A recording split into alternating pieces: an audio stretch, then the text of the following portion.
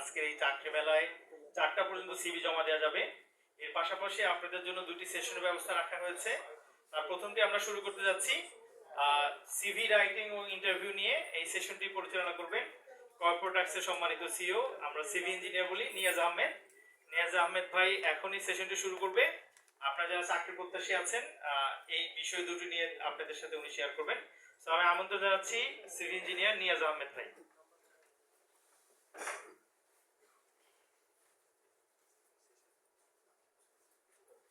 Hello, আসসালামু আলাইকুম, আশা করি সবাই ভালো আছেন। সো আপনারা বেহেশতে যেতে চান কে কে? হ্যাঁ, এখন মরতে চান কে কে? না, এত না, এত মজা পাবেন না, ঠিক আছে? না চাইলেও তো কোনো অপশন নেই। হ্যাঁ, সামনে গিয়ে দাঁড়াতে পারেন, ডান পাশে দাঁড়িয়ে আছে একটু সামনে দাঁড়িয়ে দাঁড়াতে পারেন।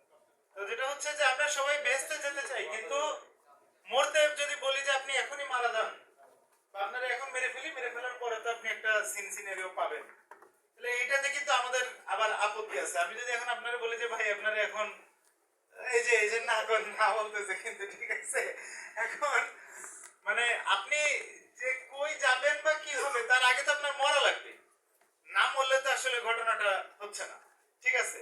সো তেমনি আপনি যে জব করবেন, জব পাওয়া বা যে কোনো একটা ভালো জবে অ্যাপ্লাই করা, এই পুরো প্রসেসটার জন্য আপনার আগে হচ্ছে নিজের একটা প্রপার প্রেজেন্টেশন দরকার, একটা প্রফেশনাল সিভি দরকার, আপনার লিংকডইন প্রোফাইল দরকার, আপনার বিডি জবস প্রোফাইল দরকার। সো এই ব্যাপারগুলো নিয়েই আমাদের আজকের এই আলোচনাটা, যে আমরা কিভাবে একটা প্রফেশনাল সিভি বানাতে পারি, কিভাবে আমরা বিডি জবস প্রোফাইল বানাতে পারি। যেহেতু আমরা এখানে বিডি জবসের জব মেলায় আসছি, তো আপনাদের এখানে একটা মাত্র জায়গা আছে এই পুরো জব মেলার ভিতরে, আমাদের এই যে পুরো জব মেলার ভিতরে আমাদের একটা মাত্র জায়গা আছে যে জায়গায় যেতে গেলে আমাদের মানে বিডি জবস প্রোফাইলও লাগবে না, সিভিও লাগবে না। কি বলেন তো? হ্যাঁ, বুঝি নাই। স্ক্যান করে তো দিলেও আপনি সেই সিভি দিচ্ছেন, মানে সিভি বলেন বা রেজুমে বলেন, আপনার তো নিশ্চয়ই কোনো না কোনো জায়গায় তৈরি করা আছে, স্ক্যান করে দিলে জমা পড়তেছে। এই পুরো মেলার ভিতরে একটা জায়গা আছে যেই জায়গায় যেতে গেলে আপনার যেই জায়গায় আপনার কোনো সিভি স্ক্যান করেও দেওয়ার দরকার নেই, কোনো সিভি জমা দেওয়ার দরকার নেই, কোনো বিডি জবস প্রোফাইল থাকারও দরকার নেই। জায়গাটা কি?